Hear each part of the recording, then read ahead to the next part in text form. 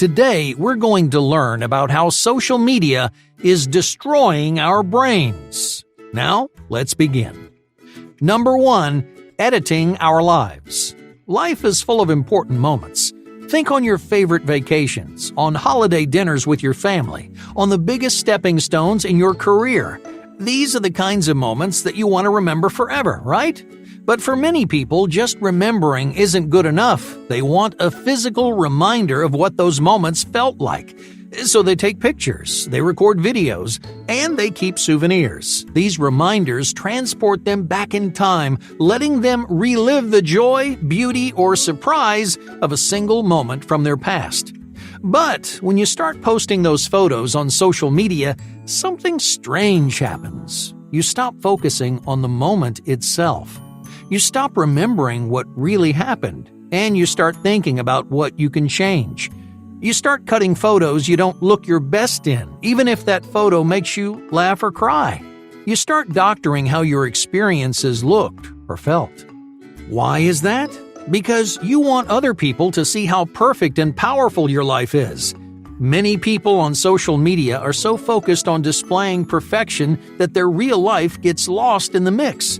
The person on their profile may resemble an idealized version of themselves. They've changed their whole life just to impress a bunch of people on the internet. If you start editing your life, you stop appreciating how imperfect it can be. If you look at a sunset, you might focus on taking the perfect picture, brightening the colors, or creating the right mood, instead of actually enjoying the sunset in real time. You pay less and less attention to the powerful moments as they happen, and you stop appreciating experiences for what they are.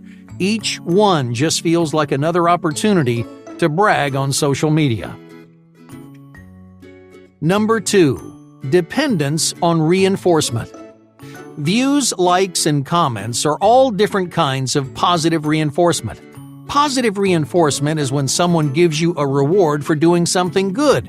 Imagine a parent who gives their kid ice cream for behaving at the doctor. They're reinforcing their child's good behavior with a positive reward, hence the name positive reinforcement. Now, on social media, virtual compliments are no different than someone handing you an ice cream. Each one makes you feel good about yourself. It tells you that someone in the world likes you, admires you, or even envies you. It gives you a boost of self-worth which motivates you to keep going. You might feel special after posting a picture online, so you post another, and then another, until you're posting on social media every single day. And just like that, you've become dependent on positive reinforcement. You started relying on these platforms to make you feel good, and that can be dangerous. If you don't practice appreciating yourself, it gets harder and harder to do it on your own. You forget how to value yourself. So don't let social media take that away from you. The occasional boost never hurt anybody. But if you're fishing for compliments online, it can really mess with your brain. Number 3, wasting our time. Social media is a notorious time waster. Without even realizing it, you might spend hours every single day browsing through different platforms. Some people lie awake in bed scrolling through page after page until it's suddenly 2 in the morning. Others use social media in small bursts. They might spend only 5 minutes at a time on their phone, but they do this every single hour of the day. It seems like they're barely ever on social media, but those 5-minute increments really add up. By the evening time, you've lost an hour or more of your time, which you could have spent on work, hobbies, or with your family.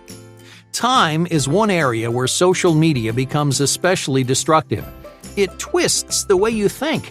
It distracts you with all those buttons, pictures, and videos, and your brain loses track of time. Number 4, the motivation killer. Social media and motivation are natural enemies. In fact, social media is one of the most common ways that people procrastinate. When you're feeling stressed or insecure, social media offers you the chance to get lost in other people's lives and leave behind the stress of your own.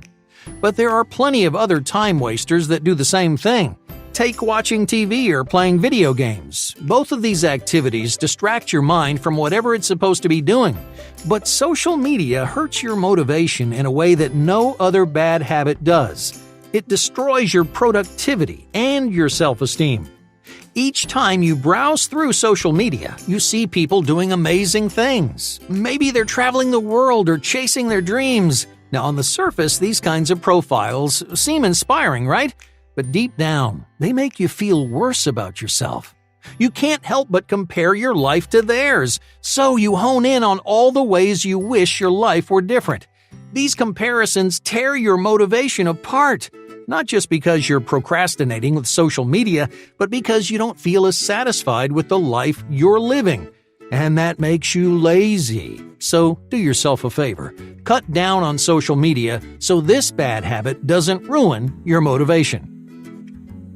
Number 5. Blocking our happiness. Does social media change your mood? To most, social media seems harmless. It's just something you do when you're waiting in line or trying to fall asleep. But social media isn't just a way to pass the time. It can actually stop you from being happy. A 2013 study from the journal PLOS One discovered that avid Facebook users feel less satisfied, and not just with their jobs or social circles, but with their lives in general. People who frequently used Facebook were lonelier, had lower self-esteem, and they felt less supported. Now, on the other hand, people who rarely used their accounts were more fulfilled and confident. Oh, but it's not just Facebook. No. Another study from 2017 published in the American Journal of Preventive Medicine tested this on 11 different media platforms. They tried everything from Instagram to Reddit. They even collected data from career-oriented platforms like LinkedIn. But no matter where they looked, the results were always the same. Social media had a negative effect on people's happiness, and avid users had higher perceived isolation. In other words, even if you have a lot of friends, you'll still feel lonely and less satisfied. I know social might seem like a fun way to pass the time, but the truth is, it can stand in the way of your happiness. Number 6. The cycle of jealousy. Every time you log onto your account, you participate in a jealous cycle. In fact, many social media users try to create that jealousy in other people. The cycle of jealousy starts when you browse through the profile of someone you admire.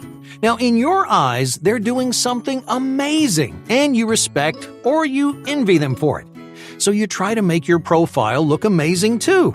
But that just means someone else is going to look at your pictures and think, "Wow, I wish I was doing that." And they're going to carry that feeling into their own virtual lives. And just like that, a chain of jealousy can span across dozens or even hundreds of people. So, how does that jealousy impact your brain? Suddenly, you're not thinking about the life you want. You're not living for you anymore. You're living to make other people jealous. You only feel satisfied when people envy you, and you get bitter when they don't. My point is, social media pulls you into this vicious cycle. If you're not careful, you'll lose sight of what really matters. Number 7. Forecasting errors. Many people make a basic cognitive error every time they log on to social media. They expect social media to have a positive impact on their lives. They expect it to be fun, helpful, and satisfying, but it rarely ever is. When you expect to feel one thing and then end up feeling another, you're making something called a forecasting error. In this case, your forecast said you're going to have fun, but reality had something different in store. Forecasting errors are incredibly common in combination with bad habits. You convince yourself this time is going to be different, and then end up regretting your decision. Doing this once or twice is natural, but what happens if you make the same forecasting errors over and over again? Well, not surprisingly, it's going to make you feel worse, and it'll take its toll on your self-discipline. So be realistic with yourself. Just because something seems like a good idea in the moment, it doesn't mean it actually is. Number 8. Rifts in our relationships. Social media impacts more than just your thoughts and your mood. It also damages your relationships. It pulls you away from your friends. It creates a whole bunch of unnecessary tension, and it weakens the bond that the two of you share. Okay, just imagine you're grabbing lunch with your friend. You're excited to see them and tell them what's been going on in your life, but they spend the whole time taking pictures of their food and updating their story. They smile when other people like their post, but they're barely paying attention to you. Now, wouldn't that drive a wedge in your relationship? This happens all the time for people who overuse social media. Their friends feel neglected, and social media changes their priorities. They start to value virtual connections more than real ones. And before they know it, their actual friends start to fade away. Hey, thank you for watching, and be sure to subscribe because more incredible content is on the way.